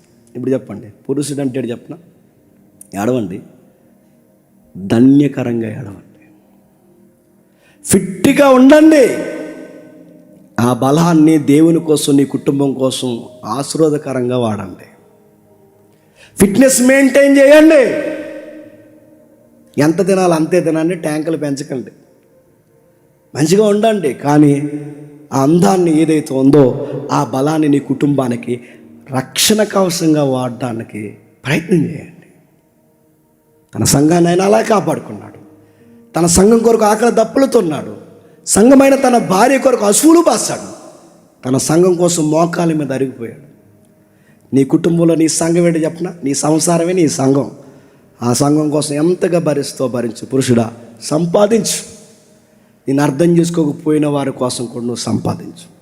నీ శత్రువులైన వారిని కూడా అర్థం చేసుకోవడానికి సంపాదించు. ప్రేమగా చూడు, బలంగా ఉండు, ఆశీర్వాదకరంగా మారిపో. నీ కోపం ఏదన్నా వస్తే ఎంత ఏడవాలో మోకాలు వేసి చెప్పండి, దేవా ఈ బాధలు నాకు అడ్డొస్తున్నాయి, తీసేయమని నేను అడగను, కానీ తట్టుకునే శక్తి నాకు ఇవ్వయ్యా. నీ చిత్తమైతే ఇది మోయట, నీ చిత్తమైతే మోయగలిగే శక్తిని నాకు చెప్పండి దయచేవయ్యని గత్యమనే వనం ప్రార్థనలు జ్ఞాపకం చేసుకోండి. ఇది పురుష లక్షణం అంటే. ఇలా కాకుండా మేము పెద్ద ఇంట్లోకి వచ్చి పోలీసు వాళ్ళలాగా అలా ఇలాగేసి అది ఇది అన్నావంటే నీ పిల్లలు కూడా నేను ఏమనుకుంటా చెప్పినా, రౌడీ అయితే వస్తాడు ఇంటికి అనుకుంటారు ఎవరు, నీ పిల్లలే.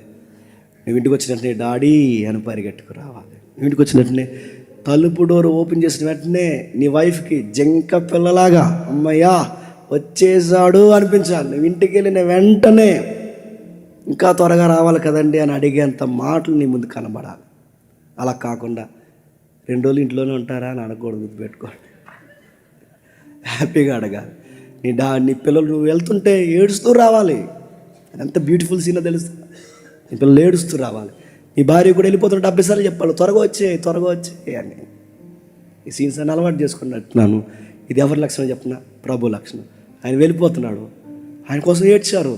తన సంఘం, తన భార్య ఏడుస్తుంది, ప్రభా ఆయన పిల్లలు ఏడుస్తున్నారు, ప్రభా ఎప్పుడు వస్తా అంటే ఆయన అన్నాడు, ఇదిగో చెప్పండి త్వరలోనే వస్తున్నాను, ఎదురు చూడండి, నేనుండు స్థలంలో చెప్పండి మీరు ఉండులాగిన త్వరలోనే వస్తాను. ఇప్పుడు చెప్పండి, మ్యాన్హుడ్ అంటే చెప్పిన క్రైస్ట్ యాటిట్యూడ్ని అలవాటు చేసుకోవడమే మ్యాన్హుడ్. That is manhood.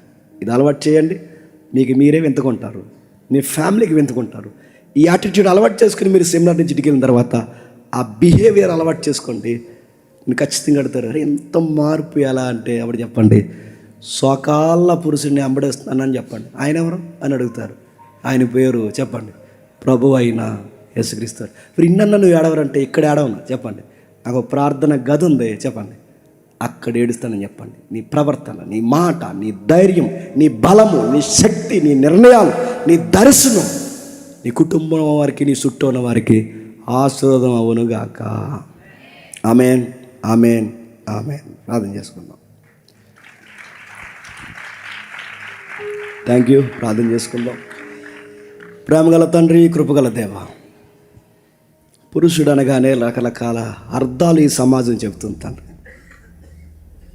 కండలు పెంచాలని, శృంగారం చేయాలని, సంపాదిస్తేనే మగాలమని, మగాడు ఏడవకూడదని, మగాడు కోప్పడుతూనే ఉండాలని, భార్యని కనుసైగలతో కంట్రోల్లో పెట్టాలని, గట్టిగా అరవాలని, ఇలాంటివే పురుషుడని చెప్తుందే తప్ప పురుషుడు సృష్టికర్త ముందు మోకాల్లోని, దేవా నన్ను వ్యతిరేకించే వాళ్ళని తట్టుకుని నా ఎమోషన్స్లో కూడా జాయ్ఫుల్గా నిలబడే ఒక ప్రవర్తన నాకు నేర్పించు ప్రభు అని అడిగే పురుష లక్షణాలు నేర్పించేవారు లేరు ఈ సమాజంలో. తండ్రి, కోప్పడుతున్న ఆ కోపాన్ని అనుసుకొని వాళ్ళ కాని మాటలు అంటున్న ఆ మాటలు బిగించి దాన్ని ఓర్చుకోవడం ఎలాగో తండ్రి, గత్యం వనపు అనుభవాలు మాకు నేర్పించండి దేవా. పురుషుడంటే ఎలా ఉండాలో 33.5 సంవత్సరాలు ఈ భూమి మీద బ్రతికి చూపించిన తండ్రి, మీ సుతుడు, మా దైవం ఎంత ఆశ్చర్యకరంగా దీవెనకరంగా మారిపోయాడు తండ్రి. తన కుటుంబం తన పిచ్చోడు అన్నారు, తన స్నేహితుడు తన ఒంటరిని చేశారు, తను నమ్మిన వారు తనకు ఎన్నుపోటు పొడిచారు. అయినా దేనికోసం ఆయన ఏడవలేదు తండ్రి.